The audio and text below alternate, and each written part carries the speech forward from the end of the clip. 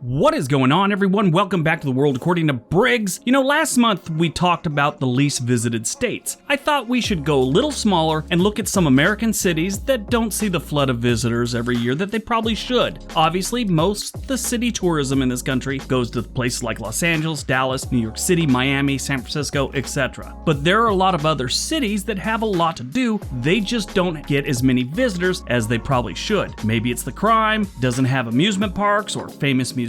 Maybe there are more popular cities to visit in the area. There could be a lot of different reasons a city is an underachiever when it comes to tourism and visitors in general. The thing is, if you're looking to see America, missing some of these cities could be considered a serious mistake. There is so much to see in this great country, you just have to look. It's not just LA, New York, or Disneyland. Those are great, don't get me wrong, but myself, I like to visit small towns or small cities to see what they have to offer, to eat their food, meet the people, and just see these cities. Been that way a long time. Read the book Blue Highways by William Least Heat Moon, like I did back in the late 80s, and you might get the same bug I have. I always have a link for it in the description down below. Now this video will be my opinion for the most part. I'll have some stats about population and stuff like that, but for the most part, it is a opinion video. I'd love to hear what cities you feel are often overlooked and don't see many visitors. Leave that in the comment section below. I'd love to hear about them. All right, let's take a look at the least visited and overlooked cities in the United States.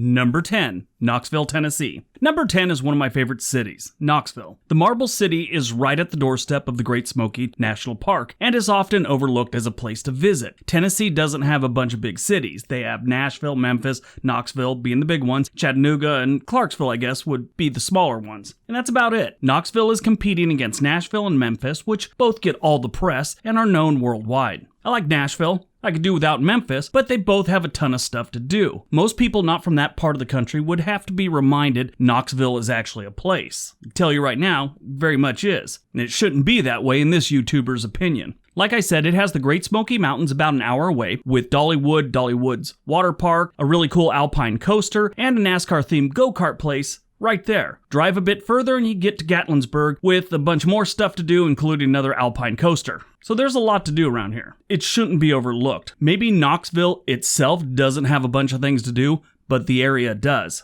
This is really just a college town that gets compared to Austin, Texas a lot. They say it's Austin without all the hype, which I think is a fair comparison. It's accurate. Knoxville isn't a big city. It only has 178,000 residents. The metro area has about 850,000. So, it's not a giant city. Crime isn't the best, but it isn't terrible either. Compared to other cities like Chicago, Detroit, it's nothing. But they do have a little bit of crime. Nothing to worry about. Knoxville is definitely an underrated city. And if you're thinking about visiting Tennessee, take a look at Knoxville. And if you're thinking about living there, home prices aren't bad. A livable house is going to be under $200,000. Under $300,000, you have a really nice house. And the rich people live in everything above $500,000. That's, kind of how it breaks down, without getting into all the technical terms. The only knock I would give Knoxville, they don't have any real food they're known for, like barbecue in Texas or pizza in Chicago and New York and things like that. It's just, they got good food, don't get me wrong. It's just they're not really known for anything.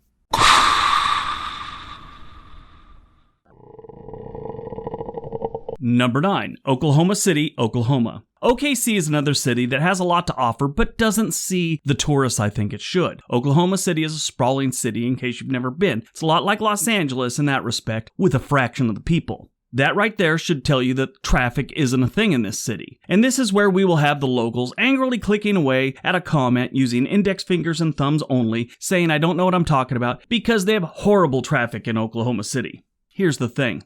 You don't. Go visit Los Angeles, San Francisco, New York City, or Chicago, and then you'll start to appreciate the point in your commute where you actually had to slow down to 45 miles per hour for 2 minutes. What you have there is not traffic. The city is 625 square miles. It's one of the largest cities in the United States by area and has a metro population of 1.3 million people. That's it. That's not a lot. There's neighborhoods in Los Angeles that have that, and there's buildings in New York City that almost have that. No, it's not that bad, but it's crowded. The good news is everything you want to see in Oklahoma City is consolidated into a small area downtown and along the river. They have the National Cowboy and Western Heritage Museum. Now, I've never been to this, but I have a good friend that went there, and he's not all into the Western stuff, and he said he really enjoyed it.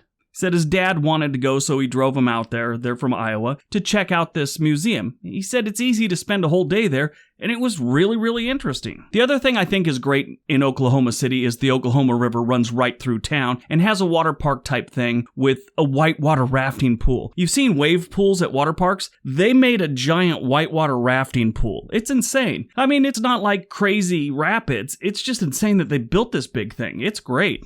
Now here's where it gets strange. They have some good things to see and do, including the Oklahoma City bombing site, which is sad, but it's something you should see so you can see how dangerous extremism can get. Pretty sad to go there. It's kind of quiet, eerie. But with all those things, they just don't see the people they probably should. Oklahoma City gets around 7 million visitors a year. That isn't many when you consider places like Tulsa get 9.5 and Kansas City gets over 20 million. I'd visit Oklahoma City before either Tulsa or Kansas City. If you're out that way, definitely spend a day in Oklahoma City. It's worth it.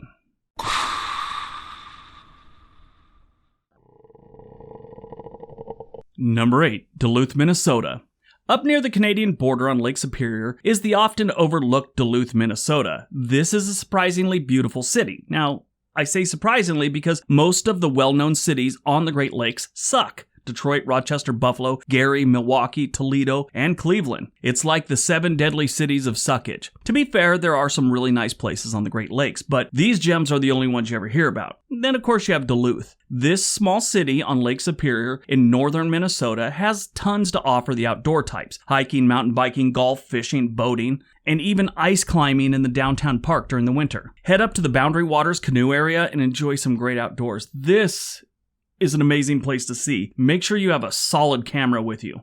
It's waterproof too. You're canoeing, right? You'll want to take some pictures. You also have the Spirit Mountain Recreation Center for everything, including skiing, snowboarding, mountain biking during the summer. This another place has one of those alpine coasters, but this one at night during the summers, they light it up so it kind of like glows while you're going. It's really neat. You also have the Lake Superior Maritime Visitor Center, which is all about the shipping industry. It's like a museum type thing for the shipping industry. That's great and all. Shipping's important, but go there for the shipwrecks. You'll be surprised how many ships sit at the bottom of the Great Lakes. I know I was. One other thing you should probably check out while you're there, or you're going to run into it, is something you've probably seen before, but you don't know where you saw it before. It's the city's landmark lift bridge. This is a very popular thing to photograph, and it's been in ads and commercials since forever. It's a really cool thing, especially if you got a ship going under it and they're actually lifting the bridge. It's pretty interesting. Surprisingly, Duluth only sees 3.5 million visitors a year. They have 2 seasons here. This isn't just one that's popular during the summer. Their winters are great and people flock there, but their summers also. And they're only seeing 3.5 million people. That is surprising, and I think they're definitely underrated.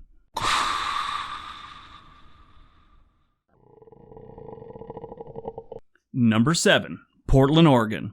And here we have my hometown of Portland, Oregon. Portland is a great city with amazing outdoors. It's an attractive city with one of the best downtowns I've ever seen. It's got a great beer scene, amazing people. The list goes on. This is an outdoorsy type's paradise. Portland has one of the greatest outdoor wilderness parks in the country, Forest Park. It is like right on the border of the city limits. You can get lost in this park for days if you wanted to. As a matter of fact, a man and his daughter around 2004 started living in the park. The park is so big they were able to live there for 4 years without anyone really finding them. The father was identified just as Frank in all the papers. He was a college graduate and a war vet. The girl, her name was Ruth, was extremely intelligent and very healthy. Frank said his wife, Ruth, was in a mental hospital, and that's really all they knew about these two. They were given a place to live on a horse farm where the father was also given a job. Not long after that, they disappeared one night and nobody really knows what happened. They actually made a movie about it called Leave No Trace that was loosely based on their story. That's how big this park is, that you could live in this park for 4 years and no one's gonna find you. Besides the park, you have the Columbia and Willamette River, which there's always something going on these rivers.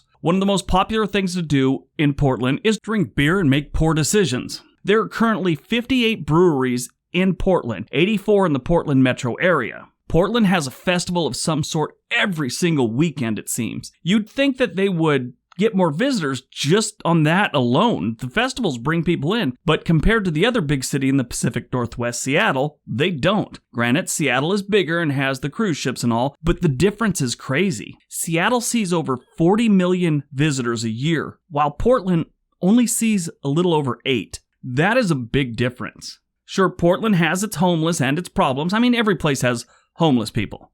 That's not going to be driving visitors away that much. Yeah, and Portland's homeless issue is kind of a big issue here, but still, that shouldn't be driving people away. It should affect it a little bit, but not 40 million versus 8 million. That's crazy.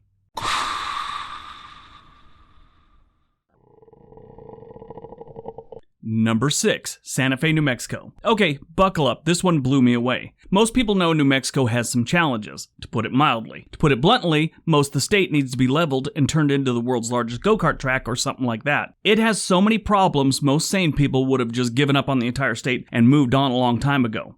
Santa Fe is one of the only bright spots this state has to offer. The culture, the architecture, the food, hiking, skiing, great spas, and outstanding sunsets make Santa Fe worth the visit. The city still has a heavy Spanish influence mixed in with local Pueblo architecture. It has that whole southwestern thing going on. In my opinion, the food here alone is worth a trip. As I write this, my mouth has started to water thinking about the food. They go heavy on the chili, so be prepared. It's still worth it. I read they have over 200 art galleries in Santa Fe alone. I know I saw a lot while I was there. I don't know about 200. Maybe it blew up in the 5 years since I've been to Santa Fe. Who knows? The Plaza District is the heart of the city and has the best Spanish colonial architecture you'll probably find in the country. Maybe St. Augustine's pretty heavy on it too, but I kind of like Santa Fe's a little bit better. All that combined, and this city only sees about 2 million visitors a year. That's shocking. I would have thought they'd had so much more, but no, only 2 million visitors a year. Alright, so that is part 1 of the least visited and underrated cities in the United States. Hope you guys enjoyed the video. Part 2 will be coming out tomorrow. Don't forget all the links below. If you like what we're doing here, feel free to subscribe. Give the video a big thumbs up if you like the video. Everybody have a great day. Be nice to each other.